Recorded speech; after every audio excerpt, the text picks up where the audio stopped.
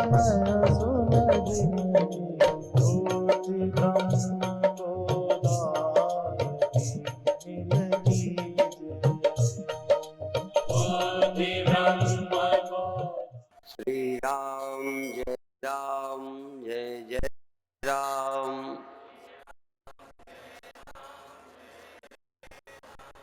सच्चिदानंद भगवान की,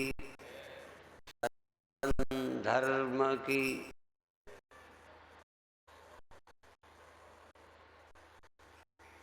बोलने के पहले एक वाक्य बोलना चाहता हूँ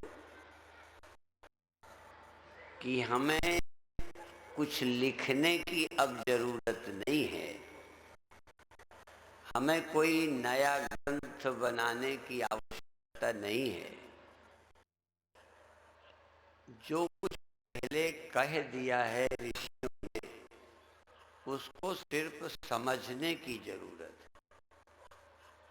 भारत में भाग्यशाली है कि भविष्य में कुछ नया कहा जाए ऐसा कुछ छोड़ा ही नहीं।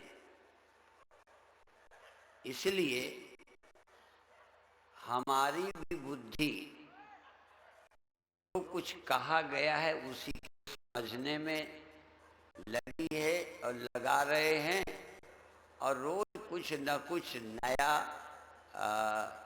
ढंग सोचने का उन्हीं ग्रंथों से मिलता है। इतना ही लगता है कि मनुष्य निश्चिंत और सुखी होने के लिए उसी समझ की आवश्यकता है। उसे आप समझ कहें या उसको आप एक दृष्टि कहें। दृष्टि कहने में कई बार भ्रम होता है। लोग आंख दृष्टि समझते हैं। हम भी शुरू में सुनते थे कि जैसी दृष्टि तैसी सृष्टि, और दृष्टि ही दृष्टिरेव सृष्टि। और सुनते थे दृष्टा की दृष्टि का लोप नहीं होता, दृष्टा की दृष्टि का नाश नहीं होता, क्योंकि दृष्टा की दृष्टि अविनाशी है। अविनाशित्वात्, अविनाशी होने के कारण उसकी दृष्टि भी अविनाशी है। अब हम सरल ढंग से कहेंगे, ये जग जाना एक दृष्टि। जगे तो हमें कुछ दिखने लगा, ये जग जाना, ये जागृत दृष्टि है। ये आंखें नहीं जिससे मालूम पड़ने लगा हम हैं, बैठे हैं, लेटे हैं, ये आपको जगने में लगता है ना, ये यही एक दृष्टि है। या इसको कहो मैं देह हूं, ये एक दृष्टि जागृत में आपको प्राप्त होती है। और ये भी आपकी एक सृष्टि है। जैसी दृष्टि तैसी सृष्टि। जागृत में यह देह मैं हूं, ये दृष्टि है, और ये सारा संसार मेरे से अलग है, यह दृष्टि आपको प्राप्त है। जन्म से जागते ही प्राप्त है। ये दृष्टि प्राप्त करने के लिए शास्त्र की आवश्यकता नहीं है। अब इस दिखने वाले में थोड़ी दृष्टि धर्म ग्रंथ देते हैं। दिखने वाली ये तुम्हारी बहन है, बेटी है, पिता है, माता है, क्या है, ये तुम्हारा है, ये तुम्हारा नहीं है। यह दृष्टि भी कुछ ग्रंथों से प्राप्त होती है। तो पहली बात, एक और इसी का नाम रख दूं, जागृत में देह दृष्टि, इसी को कहें क्षर दृष्टि। तीन, क्षर, अक्षर, अपुरुषोत्तम, ब्रह्म दृष्टि।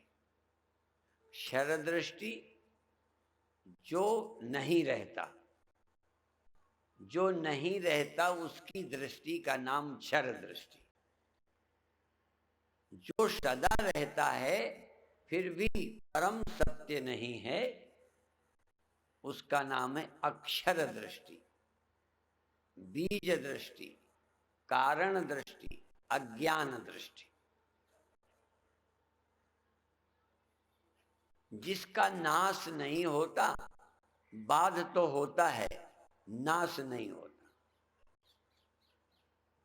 कारण दृष्टि का बाध होता है, मिथ्यात्व तो जाना जाता है, नाश नहीं होता। इसलिए कारण कार्य को पैदा कर देता है। आपकी जागृत में देह दृष्टि है और व्यक्ति दृष्टि है। देह दृष्टि भी है और व्यक्ति, आप व्यक्ति हैं, समष्टि आप नहीं है, आप व्यक्ति। व्यक्ति तो जानते हो ना, व्यक्ति माने सब मुझसे अलग, मैं सबसे अलग, इसका नाम व्यक्ति है। आप एक व्यक्ति हैं, मैं एक व्यक्ति हूं। हर पशु भी एक व्यक्ति है, व्यष्टि है, वो समष्टि से अलग है। ये दृष्टि आपको प्राप्त हो गई है। दूसरी दृष्टि है इस दृष्टि का विलय हो जाना। यद्यपि स्वप्न भी एक दृष्टि है, पर वो जागृत से मिलती जुलती है, वो भी आपकी दृष्टि है। स्वप्न में भी आप कभी सब कुछ नहीं होते, व्यक्ति ही होते हैं।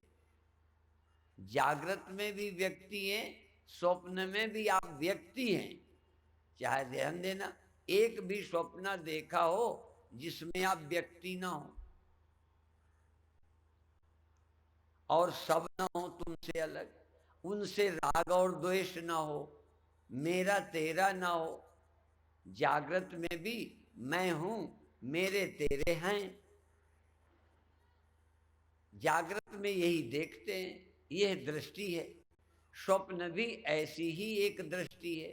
फर्क यह है कि उसका न रहना, उसका झूठा होना हम जाग कर देख पाते हैं। जागृत दृष्टि स्वप्न दृष्टि को झूठा कर देती है, पर जागृत दृष्टि को झूठा करने वाली अभी हमारे पास दृष्टि नहीं है। जागृत को भुला देने वाली दृष्टि, जागृत को न देखने की तो दृष्टि है, वो है निद्रा दृष्टि। निद्रा में क्या होता है? जगत नहीं दिखता, मैं देह हूं, ये दिखना बंद हो जाता है। पर उस समय ब्रह्म दृष्टि नहीं आती, देह दृष्टि सो तो गई, देह दृष्टि सो गई है। उसी को कारण कहते हैं, कारण दृष्टि। जगत का न दिखना सबका अनुभव है। एक भी आदमी नहीं मिलेगा जिसको जगत न दिखाई पड़ने का पता न हो। सबने जगत का न होना, जगत का भान न होना, जगत का पता न रहना, ये सबका अनुभव है निजी, उसमें मेरा भी है। पर व्यक्ति का भान न रहना, पर तत्व का भान हो जाना। व्यक्ति का पता न रहना अलग बात है, सब व्यक्तियों में एक सत्य का पता चल जाना तत्व दृष्टि है। सब में एक दिखाई दे जाना। नींद में देह तो नहीं दिखता, पर सर्व ही नहीं दिखता, तो सर्व में मैं हूं या सर्व में ब्रह्म है, सर्व में एक ही ब्रह्म पर पुरुष तत्व है, पुरुषे वेदम सर्वम, ये कहां दिखता है? जो दिखता था वो बंद हुआ है। तो जगत दिख जाता है, स्वप्न दिख जाते हैं। सुषुप्ति में दोनों नहीं दिखते, स्वप्न और जगत। स्वप्न दिखता है, जागृत में वह दृष्टि बाधित हो जाती है, मिथ्या समझ में आ जाती है। जगत की दृष्टि मिथ्या नहीं समझ आती। क्यों?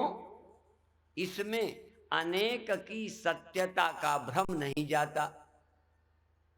अनेक की सत्यता का भ्रम नहीं जाता जागृत में, और एक की सत्यता का पता नहीं चलता। जेहि जाने जग जाए हेराई, जागे यथा स्वप्न ब्रह्म जाई। एक सत्य दिख जाए तो सब क्या होंगे? जैसे बहुत बर्तनों में मिट्टी दिख जाए तो सब दिखते भी रहें। सबके दिखने का विरोध अज्ञानी करता है।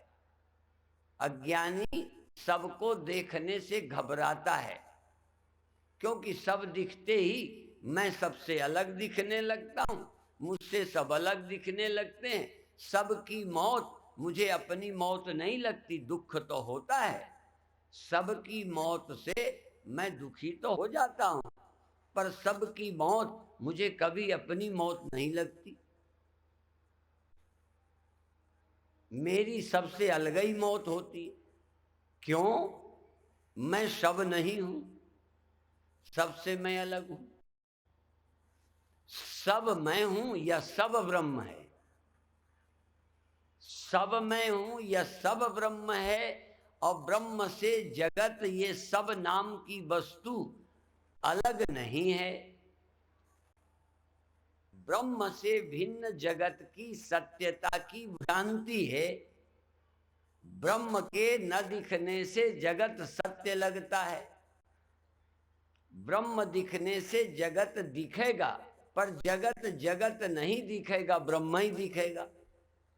जैसे सब बर्तनों को मिट्टी दृष्टि से देखो, देखो एक घड़े की दृष्टि है, बर्तनों की दृष्टि है, एक उसमें मिट्टी की दृष्टि है। मिट्टी की दृष्टि, दृष्टि माने मिट्टी देखना, दृष्टि माने देखना, दृष्टि से दिखाई पड़ता है। क्या आप सब बर्तनों में मिट्टी देख पाते हो कि नहीं? देख के देख लो, ख्याल में ले आओ। कोई नहीं, यहां सब बर्तन लाने की जरूरत नहीं है। सब बर्तन खोपड़ी में ले आओ, छोटे बड़े, और उसमें उसे भी देख लो जो सब में है। और उस सब को देखकर देखो सब क्या होते हैं। अब ये आंखों से सब रहेंगे, पर तत्व दृष्टि से सब में एक रहेगा। एक ही सत्य सब में दिख जाएगा। अब ये बात यहां पर लागू करनी है। मुझे जागृत में देह दृष्टि, स्वप्न में भी देह दृष्टि। स्वप्न की देह दृष्टि जागृत में झूठी हो गई, पर जागृत की देह दृष्टि तो नहीं रहती। जागृत की देह दृष्टि नींद में नहीं रहती, पर जागृत में जो देह दृष्टि है, ये देह दृष्टि सच्ची लगना बंद नहीं होता।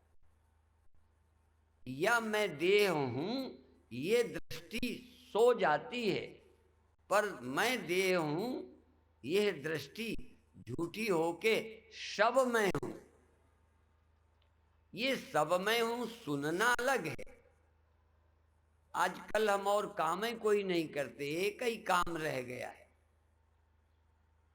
आप जानते हो, हम बोलते हैं तो बाकी टाइम या तो कोई काम आ जाता है तो करते रहते हैं, या फुर्सत में बस एक ही काम।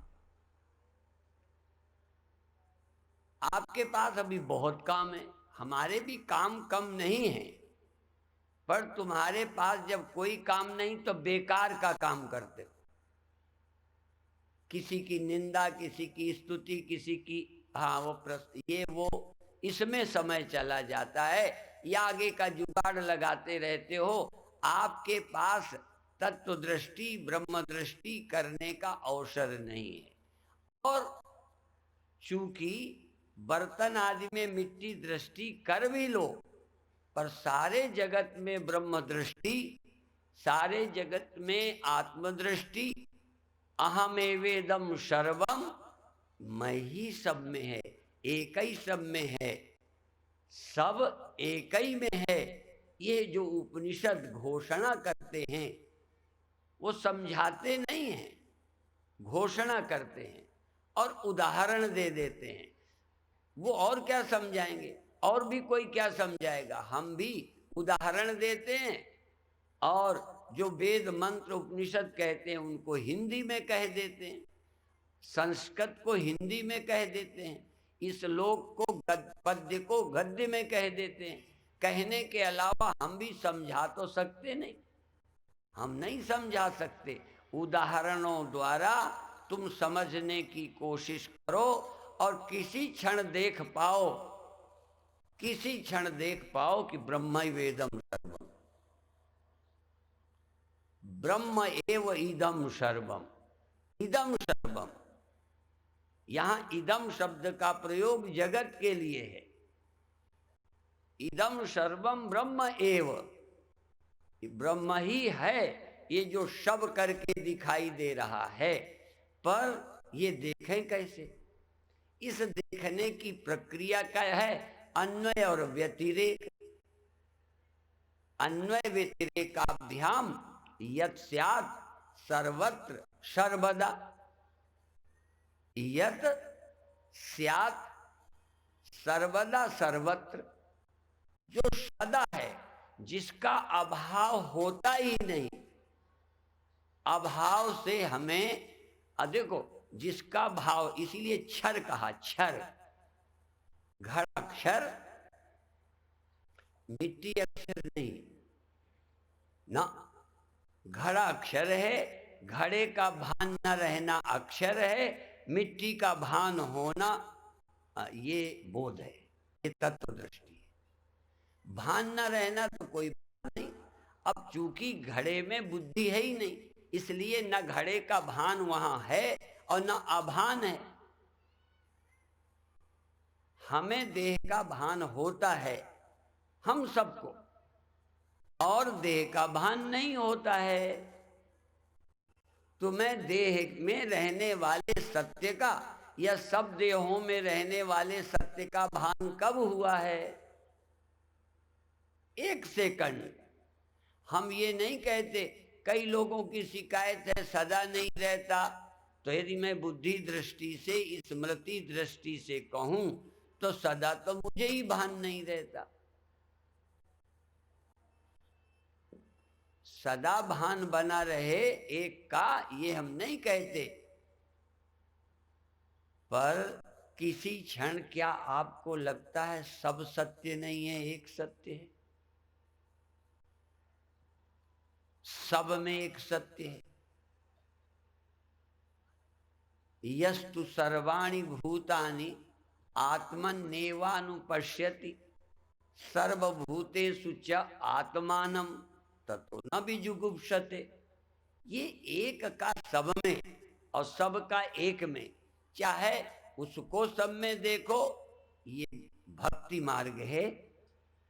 तुमको देखे, उसको देखे, मैं को देखे, तीन ही शब्द है, मैं तुम वो। या तो उसको सब में देखो, और यदि सामने भगवान खड़े हों, देखो बहुत दूर हो, परोक्ष हो, तो उसको सब में देखो। और यदि सामने भगवान कृष्ण के रूप में हो तो कहो तुम ही सब कुछ हो। अब कैसे कहो कि तुम ही सब कुछ हो? वो तो तुमसे ही अलग खड़े हैं। तुम्हारे भगवान तो तुम ही में नहीं है, वो सामने खड़े हैं, वो हैं तुम। कहते हो तुम बहुत अच्छे हो, अब तुम नाम से सामने, तुम हम नाम से अलग हो। क्या हम और तुम में कोई एक रहता है? हम तुम उपाधि हो और वह भी उपाधि हो। हम तुम ये तीन है, पर हम में, तुम में, उसमें क्या कोई एक है? उस एक का नाम परमात्मा है। तो चाहे तुम वह सब में है कह दो, चाहे तुम सब में हो कहो समझ के, चाहे मैं हूं सब में कहो। और बता दूं, मैं भी झूठा, तुम भी झूठा, वह भी झूठा, क्योंकि मैं तुम वह तीन माया से हैं। तीन जो हैं माया से हैं, पर यदि समझ गए तो न मैं तुम वह तीनों माया मात्र हैं। एक मेवा द्वितीयम, वो एक है। उसी को फिर चाहे आप जो अच्छा लगे, एक ही सत्य है और बहुत सत्य नहीं है। मैं तुम वह तीन सत्य नहीं है, पर उस एक सत्य को वह के नाते कहो कोई बुराई नहीं, तुम के नाते कहो कोई बुराई नहीं, मैं के नाते कहो, क्योंकि मैं फुरता है तो ये फुरना सेपरेट है, अलग है। इस फुरते ही एक फुर जाए। मैं के फुरते मैं के अलग होते ही फुरते ही माया से यदि तुम उसको एक जान लो कि वही तुम हो, वही तुम हो जो सब में है, उसी से हुए, उसी को जान लिया, उसी से, उस एक से सब हुआ, उस एक को, उस एक का तुलसी की दृष्टि से राम नाम है, भागवत दृष्टि से कृष्ण नाम है, सच्चिदानंद रूपाय विश्वोत्पत्त्यादि हेतवे तापत्रय विनाशाय श्री कृष्णाय वयम नुमः। उस एक का भागवत की दृष्टि से, गीता की दृष्टि से कृष्ण है, रामायण और तुलसी की दृष्टि से राम है, और मुझे लगता है शिव पुराण आदि की दृष्टि से वो शिव हैं, वेदांतियों की दृष्टि से वो ब्रह्म हैं। उस एक का और एक के सिवा सब माया मात्र हैं। माया मात्रमिदं द्वैतम अद्वैतम परमार्थता। वास्तव में एक सत्य है, माया के कारण अनेक हैं। तो अनेक दिख जाना माया नहीं, दिखाने का दिख जाए, फंसे ना। एक को देख लें तो सब दिखने पर भी कोई बंधन नहीं, एक ना दिखे सब दिखें तब बंधन है। इसलिए एक का सुमिरन, एक का ज्ञान मुक्ति के लिए, भक्ति के लिए, शांति के लिए जरूरी, क्योंकि सबको सत्य देखा, एक को सत्य देखा नहीं, एक को सत्य सुना, एक को सत्य सुना। राम नाम बोलो सत्य है, ठीक है, और सब झूठ है, और सब सच है, और सब सच है, राम नाम गप है। ईमानदारी का है, सच्चाई का है। दुख और क्या है कि सब तो है, वही हो या ना हो, उस पर तो विचार करना है। अभी है भी नहीं है, उस पर तर्क करना है। ये तो साक्षात प्रत्यक्ष है। वो साक्षात अपरोक्ष हो जाए, साक्षात अपरोक्ष का मतलब ये सिद्ध हो जाए उसके बिना ये नहीं है। जैसे घड़े मिट्टी के बिना नहीं हैं, ये क्लियर है ना। तो राम के बिना जगत नहीं है, उसके बिना हम तुम नहीं है, क्या ये दिखता है? अपरोक्ष का मतलब है कि मेरे बिना ये कुछ नहीं है, उसके बिना ये कुछ नहीं है, मैं तुम यह वह जो भी है उस एक के बिना नहीं है। तर्क तो आपको ये भी, आप भी हाँ करेंगे। कोई मूर्ख से मूर्ख, केवल नास्तिक को छोड़कर मूर्ख भगत भी, जान के कहा है मैंने, मूर्ख भगत भी इससे इनकार नहीं करेगा कि वो वही है, उसी से दुनिया हुई है, वही एक सच है, राम नाम सत्य है और सब गप है। लेकिन अनुभव कहता है राम नाम गप है और सब सत्य है। यदि ये सत्य नहीं तो बिगड़ क्या जाएगा?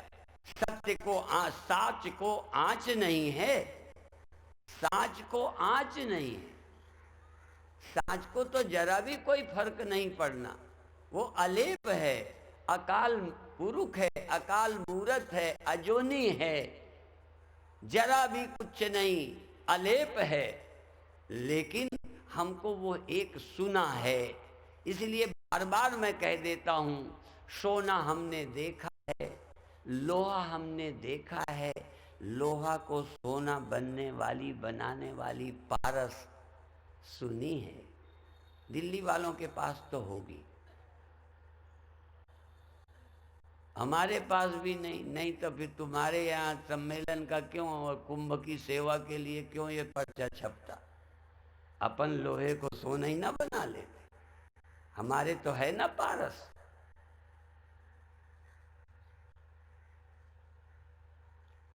तुम तो हमारी को सिद्ध मानकर बुद्धू बने हो, हमारी सिद्धि तो तुम ही हो, जितना तुम मूर्ख उतना ही हम सिद्ध। तुम ऐसे ही फंसे रहो, हम तुम्हें मुक्ति का आश्वासन देते रहे, हमारी दुकानियों ही चलती रहे, और क्या है? ये जितने समझदार हैं वो कुछ नहीं किसी की सेवा करें, वो तो कराने भर जानते हैं, मूर्ख ही करते रहें सेवा। कभी सोचिए कहां फंसे हो, किसे मुक्ति मांगते हो?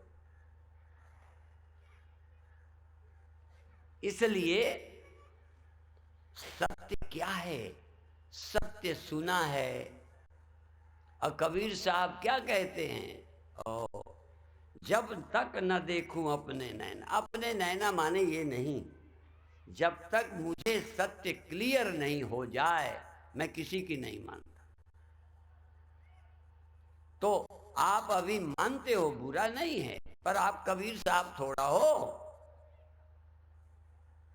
अभी तो तुम्हारा इरादा भी नहीं कि बिना जाने हम नहीं मानेंगे।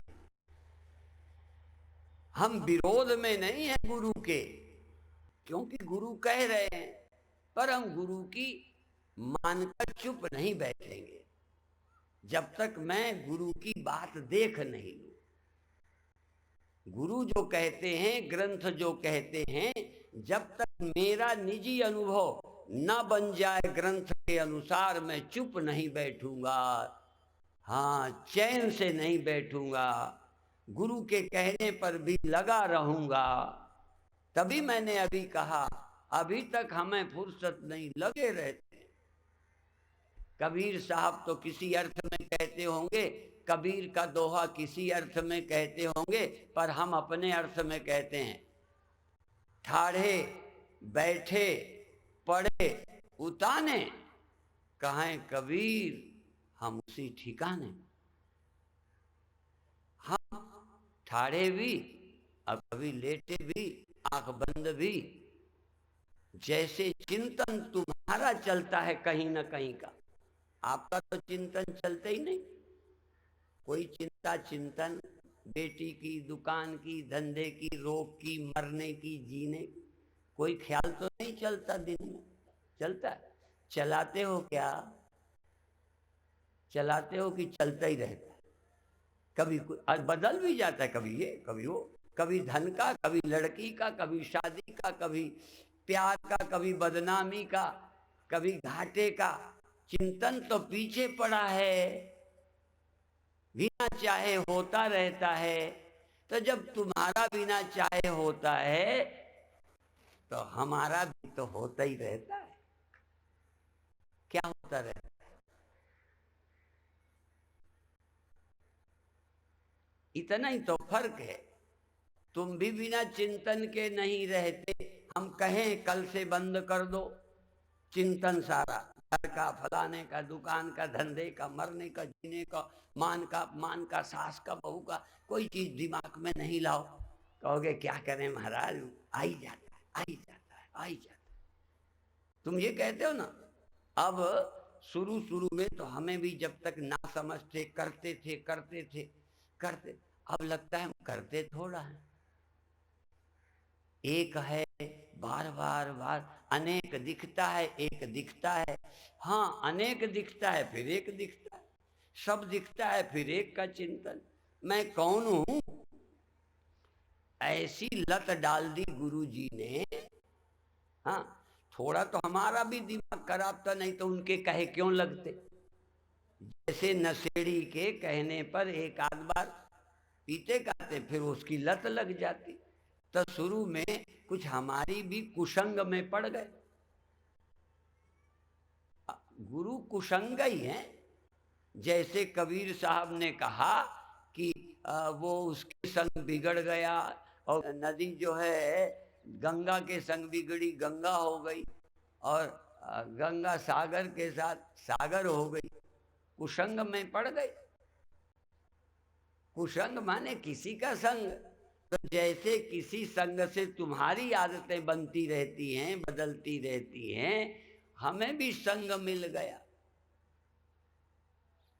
मुक्ति के लालच में, ब्रह्म के लालच में चले गए। वो शुरू शुरू में तो जरा कड़वी लगी थी, पीने में अच्छी नहीं लगी। आपको तो शुरू ही में मीठी लगती है। अभी हम एक गव्यामृत लाए हैं, गव्यामृत। तो एक ढक्कन बांदा में किया, उद्घाटन किया, तो वो तो कभी पी नहीं थी। तो जब एक ढक्कन लिया तो उसकी झार सी आई थोड़ी सी, गव्यामृत। तो फिर सूचना कर दी कि इन रोगों में फायदा है। लगभग लगभग ब्लड प्रेशर, कब्ज, गैस और अमुक तमुक, और हार्ट और त्रिदोष, बात पित्त कफ और विषनाशक। तो वो फटाफट फटाफट फटाफट, कोई ने 4 ली, कोई ने 3 ली, फटाफट ले गए।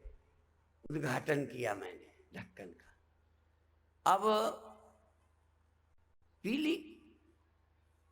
अब कई लोग ले गए तो दोबारा फोन कर रहे हैं, अब लग गई ना। हाँ, तो ऐसे ही हम जिससे डरते थे, मरने से, अब वो गुरु जी ने हमें नहीं बताया था। मरना तो गुरु ना बताए तब भी दिखता है। बिगड़ जाने का ख्याल तो तुम्हारे बाप को आएगा। कितना बाबा मनाते रहे कि इसकी चिंता ना करो, तो बाबाओं का तो पीछे नहीं छोड़े, तुम्हारा क्या छोड़ देगी। खूब सोचो, बड़े बड़े लोगों का ये चिंता पीछा नहीं छोड़ती। चिंता सांपी काहि न खाया, कहू जग जाहि न व्यापी माया। ख्याल में आती है, पर जब तुम्हें जुकाम, तबीयत खराब होता है तो डॉक्टर का होश तुम करते हो कि डॉक्टर करता है? बोलो, तुम करते हो ना। वो तुम्हारा घर ढूंढ के पता लगाता फिरता। तो जो चीज तकलीफ देती है, उससे बचने का उपाय तुम ना करो तो इससे ज्यादा कोई मूर्ख हो सकता है? जो मान्यता, जो सोच तुम्हें दुख देती है, काटती रहती है, उस सोच से छुटकारा पाने की दवा ब्रह्म विचार है। शुरू में शुरू करो, फिर लत पड़ जाएगी, इसको तुम छोड़ ही नहीं सकते, जबरदस्ती आएगी। अब हमको न गुरु जी कहते ए परमा, सोया ही रहे, नहीं करता। अब कोई परमा कहने वाला नहीं है, पर परमा को फुर्सत नहीं, वो अपने आप चलते। ऐसे कीड़े डाल गए, ऐसे जीवाणु डाल गए, ऐसे विचार डाल गए कि चाहे करवट लिए हो, बाएं करवट चाहे दाएं करवट, चाहे पीठ के बल लेटे हो, चाहे टेढ़ी रीढ़ हो चाहे सीधी। योग वाले तो सीधी रीढ़ कराते हैं, हमारी टेढ़ी भी होती है तो कभी ऐसे बैठे। हाँ, चल रहा है वो। अच्छा, तुम किस आसन में चिंता करते हो बताओ? अरे मूर्खो, जब तुम्हें चिंता करने का कोई आसन नहीं, ठाढ़े बैठे पड़े उताने, कहाँ हैं हम, तुम उसी ठिकाने। उसी ठिकाने रहते हो जहां जहां फंसे पड़े हो, तो हमको कौन सा आसन करना है? खड़े खड़े ध्रुवासन में ध्यान करना है। महर्षि रमण की रीढ़ सेधी देखिए, एक दो चित्र नहीं, 25 तरह के चित्र महर्षि रमण के देखिए, किस आसन में उनकी रीढ़ सीधी है। यदि उनसे पूछा जाए तो कहेंगे रीढ़ सीधी करने की जरूरत ही नहीं है, रीढ़ चाहे जैसी बन रहे, तुम ठिकाने रहो। इसलिए तुमसे हम कहना चाहेंगे कि एक का विचार करो, दूजो काहे सुविरिये, दूजे का स्मरण क्यों करते हो, एक का करो। और उस राम माने दूसरा, कृष्ण माने दूसरा, शिव माने दूसरा, ब्रह्म माने दूसरा। इतने दिन ग्रंथ पढ़ करके कितने भगवान तुमने समझे? हमने तो एक ही भगवान समझा है, दूसरा हमारी खोपड़ी में धंसा ही नहीं। हमारी समझ में दूसरा भगवान नहीं धंसा, एक के सिवा सत कोई नहीं है। और यदि दूसरा कोई है तो चाहे साधु हो, चाहे अवतार हो, पीर हो, पैगंबर हो, जिसने उसे जाना, यदि दूसरा कोई है तो जिसने उसे जाना वो धरती का भगवान है।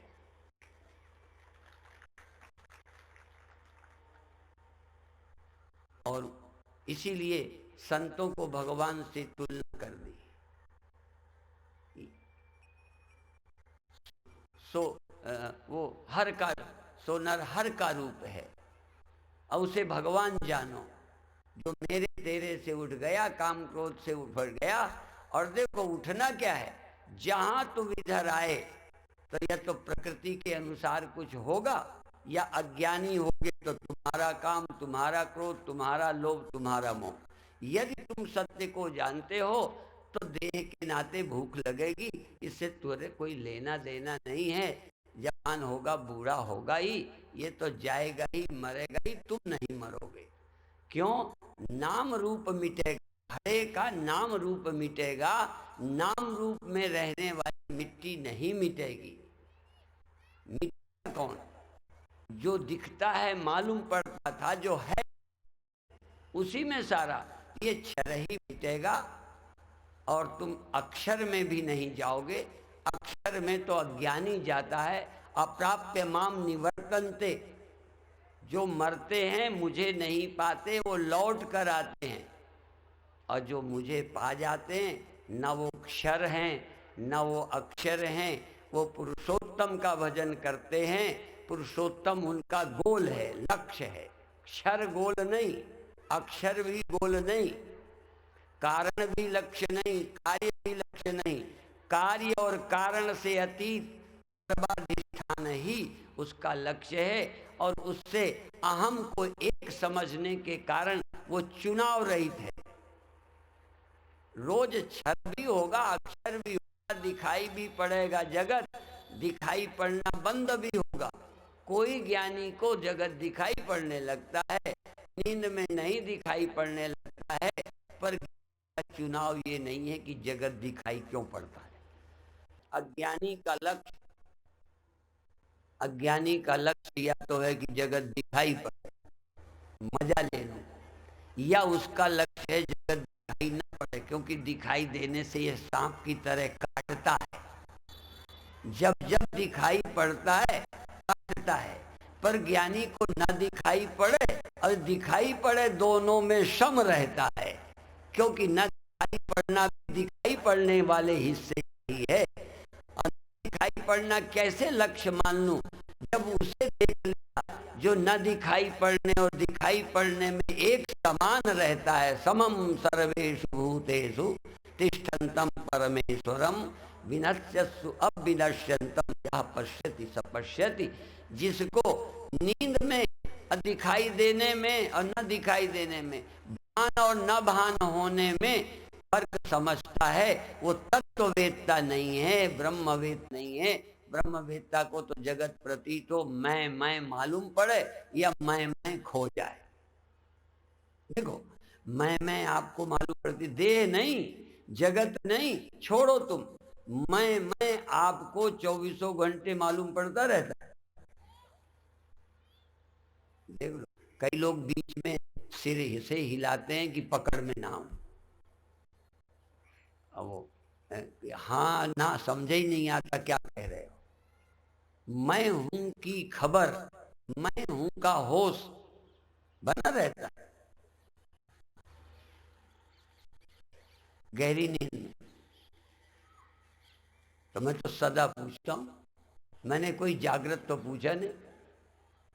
मैं हूं का होश 24 घंटे सदा रहता है। ये इसका मतलब मैं हूं का ख्याल माया ने पैदा किया है, और मैं हूं के ख्याल से तू है का ख्याल पैदा हुआ है, और वो है का ख्याल पैदा हुआ है।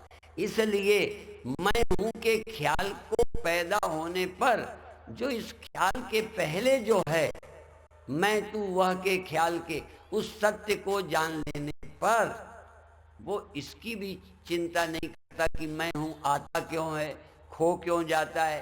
कई लोग कहते हैं महाराज मैं फिर आ जाती है। ये मैं पैदा हो जाती है, पैदा हो जाने दो, मैं सो जाती है, सो जाने दो। तुम क्या हो असल में, वो क्या है, तुम क्या हो, मैं क्या हूं। क्या मैं पैदा हुआ ख्याल हूं, या सो गया ख्याल हूं, या इसका अधिष्ठान हूं। उस सत्य को मैं रूप से जान लेने पर, उस सत्य को वह रूप से जान लेने पर, उस सत्य को तुम रूप से जान लेने पर, उस सत्य को मैं तू वह का अधिष्ठान एक ही है। जो मैं का अधिष्ठान वही वह का वही तू का है। मैं तू वह व्यवहारिक है, माया मात्र है। मैं तू वह तीनों का अधिष्ठान सत्य एक है। वह में जो सत्य है, तू में वो सत्य है, मैं में वो सत्य है। न मैं सत्य है, न तू सत्य है, न वो सत्य है। ये तीनों ही अवास्तविक कल्पित हैं। इसलिए किस मैं को बचाना चाहते हो? क्या है मैं? और अभी अभी वो तो दोबारा दोबारा हो जाती है, चिंता मत करो, फिर आ जाती है। पर अभी नींद में तुम्हें लगता है मैं हूं।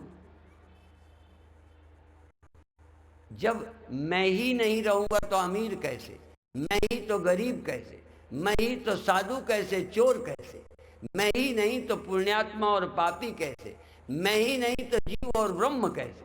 गहरी नींद में तो मैं ही की कल्पना नहीं रहती, तो ब्रह्म की कैसी रहेगी।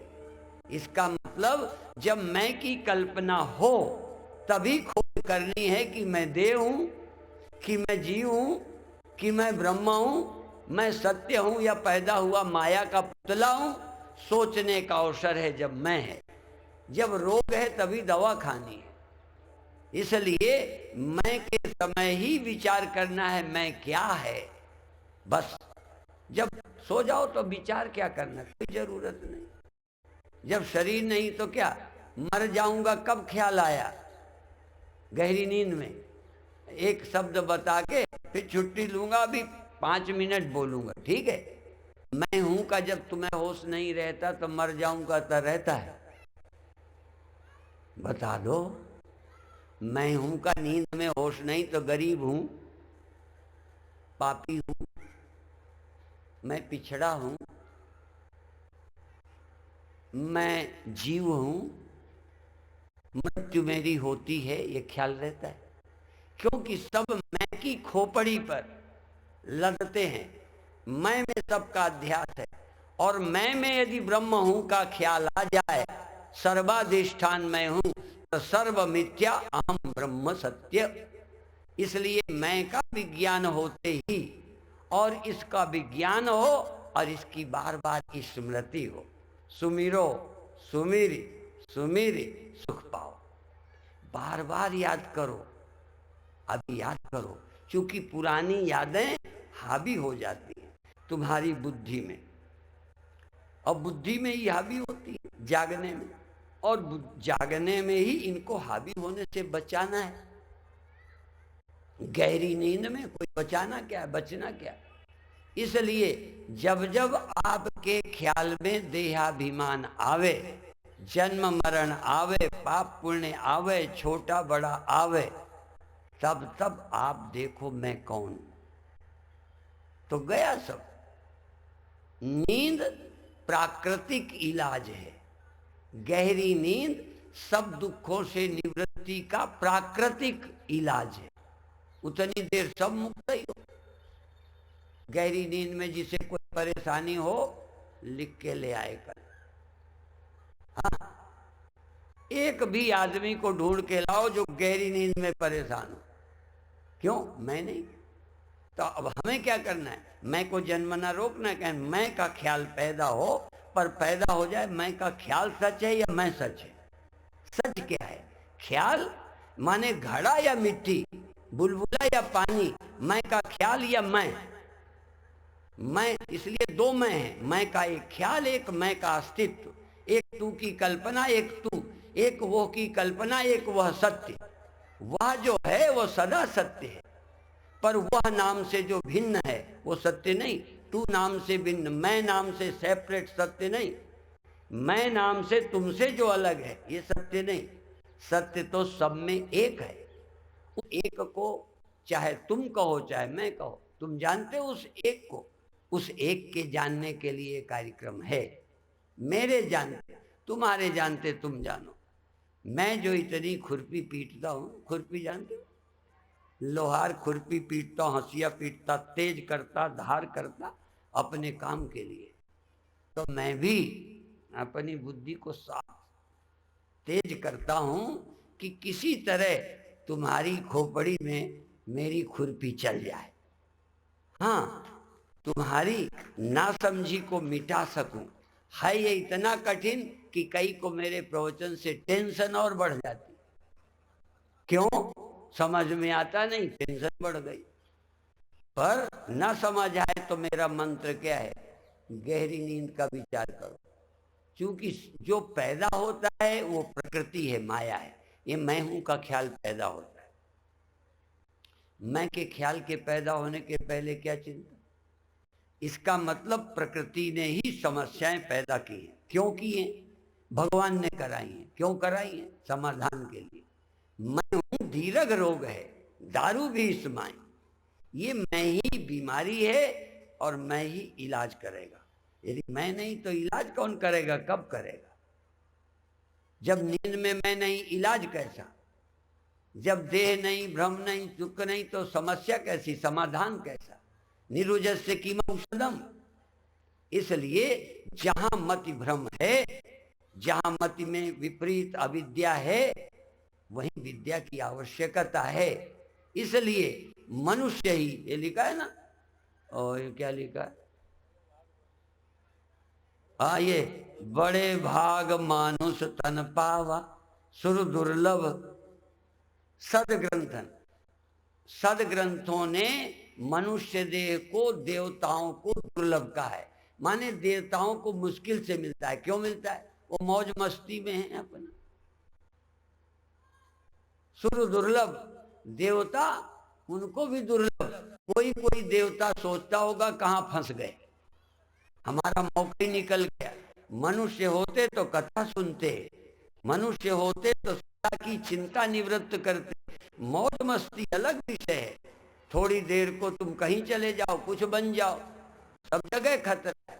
जन्म जन्म भर मत फिरो, मिटे न जम को त्रास। कहीं जाओ जन्म का त्रास, परिच्छिन्नता की भ्रांति, नानत तो बना रहेगा। केवल मनुष्य ही योनि में परिच्छिन्नता प्राप्त तो है, पर परिच्छिन्नता की भ्रांति की निवृत्ति होने का अवसर है। इसलिए है ये बड़े भाग मानुष तन पावा, सुर दुर्लभ सदग्रंथन गावा। नर समान नहीं कौनो देही, जीव चराचर। एक में देवता कह दिया, इसमें और रगड़ दिया। जीव चराचर याचत, ये कोई जीव पूरी चैन नहीं पाएगा मनुष्य बने बिना। मनुष्य होते बेचैनी ज्यादा होती है, खतरा भी है। इसीलिए कभी लगेगा अपन कुत्ता होते तो मौज में होते, गधा होते तो मौज में होते, आदमी होकर माता का डर, पिता का डर, घूमने की स्वतंत्रता नहीं, पीछे पड़े हैं, ऐसा नहीं करना, वैसे ही नहीं करना। हमारी स्वतंत्रता में समाजवाद है। मैं आज बच्चों की खोपड़ी का चित्रण कर रहा हूँ। समाजवाद है, नहीं बच्चे ऐसे ही रहते क्या जैसे रह रहे हैं, और छुट्टे होते और मनमानी करते। इसलिए मनुष्य होने से ज्यादा बंधन और कहीं नहीं है। पर इतना दुख कष्ट होने पर मनमानी नहीं कर सकते, स्वतंत्रता से जी नहीं सकते, काम नहीं भोग सकते, किसी को मिल नहीं सकते। अब शादी करो तो माता पिता को देखो, मनमानी करनी हो तो समाज को देखो। जाने कितनी समस्याएं हैं मनमानी करने में, रुकावट मनुष्य। और जहाँ बहुत आज़ादी दी वहाँ पर भी अभी मांगें चल रही हैं, मेल मेल फीमेल फीमेल की शादी की। अभी मनुष्य के मन की नहीं हो पाई, और मनुष्य के मन की होगी भी नहीं। कितनी छूट मिल जाए, मनुष्य जब अमन होगा तभी मन की होगी। हाँ, ये हाँ, मन से मन की नहीं होगी। जब मनुष्य अमन होकर, ये अमनी भाव है। हाँ, द्वैतम नैवोपलभ्यते, जहाँ द्वैत नहीं अमन, उस अद्वैत तत्व का विचार करते ही मन लंगड़ा हो जाता है, मन मर जाता है। क्योंकि मन का जीवन द्वैत है, और अद्वैत मन की मृत्यु है। अद्वैत के बिना मन मरता नहीं, अद्वैत के बिना मन जीवित होता नहीं। द्वैत में सत्यता मन का जीवन है, अद्वैत की सत्यता। इसलिए कोई भाग्यशाली को अद्वैत वासना होती है। द्वैत वासना तो सबको है, अद्वैत वासना अज्ञानी भोगी को द्वैत वासना चाहिए, पर मुक्ति वाले को अद्वैत वासना हो कि मुझे हमेशा अद्वैत लगे, दूसरा न लगे, तो मैं क्या पाऊं, क्या डरूं किससे। इस अद्वैत चिंतन की आवश्यकता है। समय हो गया है, यहीं समाप्त करते हैं। और अधिक लोगों को सूचना करो, ये कहो और देर से आया करें। समझ गए ना, और देर से, जब हमारा बंद होने का टाइम हो तब आया करो। अरे भाई, बहुत महात्मा हैं जिनका सुनने का अवसर खो देते हो। और एक महात्मा बोलते थे कि एक कारीगर को लकड़ी अड़ा दी, तो वो बोले, अरे कहने लगे किसी और को देते, वो चीर के देता तो मैं कुछ कारीगरी करता। महात्मा बोले फतेहपुर की सभा में, कहने लगे लक्कड़ का लक्कड़। तो भाई तुम सुनकर तुम्हारी लकड़ी चिर जाए, कुछ तैयार हो जाए, तो मैं भी उसको कुछ करूं। लकड़ी की लकड़ी अड़ जाती है। फिर मैं एक गांव से आया, अब बेचारे, तो भी एक गांव की बहुत सुना, एक गांव तो मेला ही था। तो आप भी यहाँ आओ, जरा तैयारी करो, संतों का प्रवचन सुनो, कथा सुना करो, तुम्हारा मन तैयार हो जाए तो हमारा वेदांत भी असर करेगा। ओम शांति शांति।